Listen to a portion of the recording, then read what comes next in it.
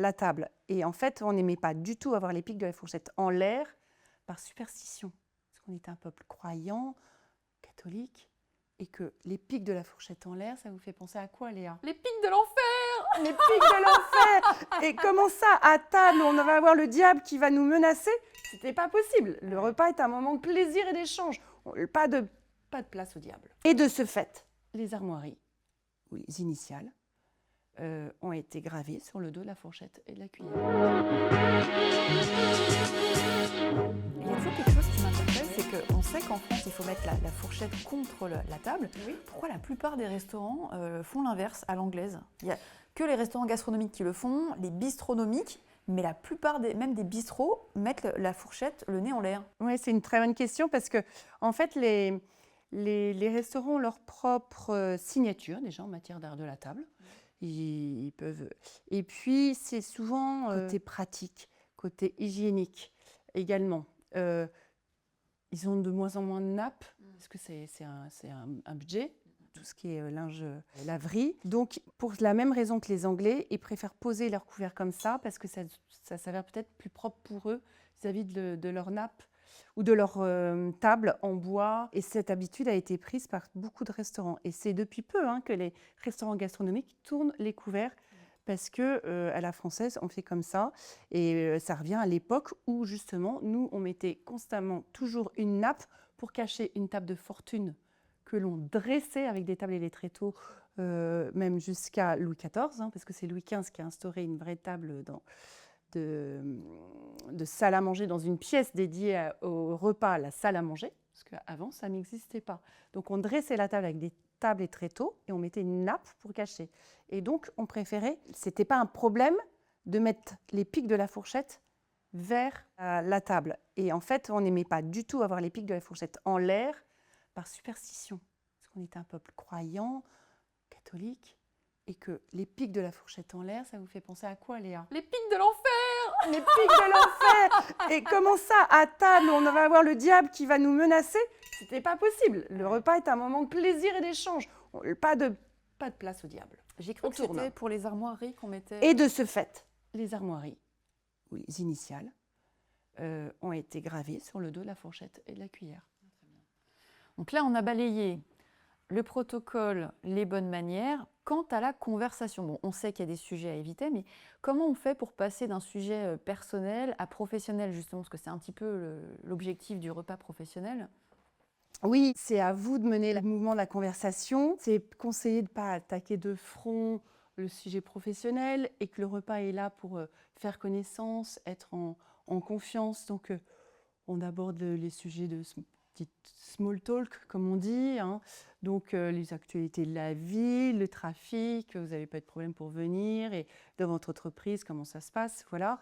Et au fur et à mesure, quel était votre parcours professionnel. Et justement, ça va vous amener sur les sujets qui vous unissent. Bien sûr. Vous avez contribué au livre Around the World with Etiquette. Quel code change d'un pays à l'autre en matière d'art de la table, de protocole et de bonnes manières? Oh là là, il y en a beaucoup. Il y en a beaucoup, parce que dans ce livre, ça recueille 25 pays, donc 25 coachs de chaque pays qui partagent ces codes.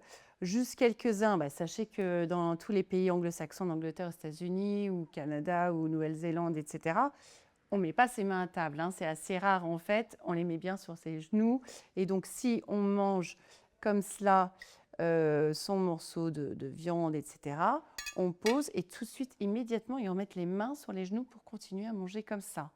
Donc, soit ils ne retournent pas, les Anglais, on mange comme ça. Imaginez la difficulté pour des petits pois, ce qui me prend avec de la purée. Oui. Forcément, ils proposent les petits pois avec de la purée, pour mettre la purée, puis les petits pois, comme ça. C'est très subtil.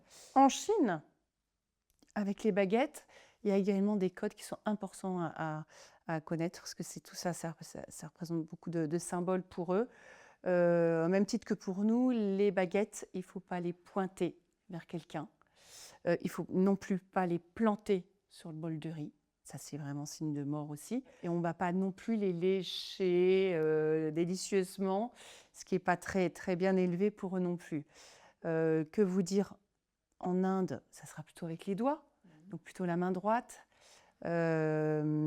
on va prendre délicatement, comme dans les pays d'Orient aussi, hein. Donc, il faut s'adapter, avoir les serviettes qu'il faut, les rince-doigts avec. Tout ça, c'est passionnant. Tous ces codes interculturaux, c'est vraiment intéressant. Et en Inde, Ah parce non, que pardon. vous aimez beaucoup l'Inde, est-ce qu'il y a un code particulier en Inde?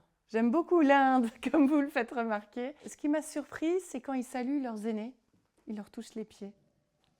Signe de respect. Donc ils se lavent les mains après aussi. Sans doute. Sans doute, oui. Très bien. Oui. J'ai une question bonus, France. Mm. Si vous étiez un goût, un plat ou une texture, que seriez-vous et pourquoi? Un goût sucré-salé. Épicé un petit peu. Pas trop fort, mais un petit peu pour donner du peps et pour donner des saveurs. Plein de saveurs. Moi, j'aime beaucoup les plats soit orientaux, les tagines ou les currys. Ça, c'est des plats qui me plaisent beaucoup parce que c'est une invitation voyage, une invitation avec plein de... C'est un voyage à chaque plat. Donc ça me plaît beaucoup. Donc finalement, le savoir-vivre, c'est un passeport pour le monde. Exactement, le savoir-vivre, c'est un passeport pour le monde. C'est ce qui nous relie entre les différentes cultures et c'est pas quelque chose avec des frontières. Vous avez complètement raison et c'est ça qui me plaît dans ce savoir-vivre. Ça nous amène à un respect des codes, un respect et tout le monde, c'est universel le respect. Donc c'est toujours bien de s'en soucier et d'essayer de le respecter tant qu'on peut, tant qu'on connaît bien les codes. Un grand merci, France, de votre temps, de partager vos connaissances et votre passion sur le savoir-vivre, le savoir-être. Je vous remercie Léa de penser à moi, ça fait longtemps qu'on se connaît et on aime beaucoup à chaque fois se retrouver, donc c'est un vrai plaisir. Parce que le repas d'affaires est un véritable levier de performance commerciale, découvrez ma formation. On n'a pas 2 fois l'occasion de faire une première bonne impression.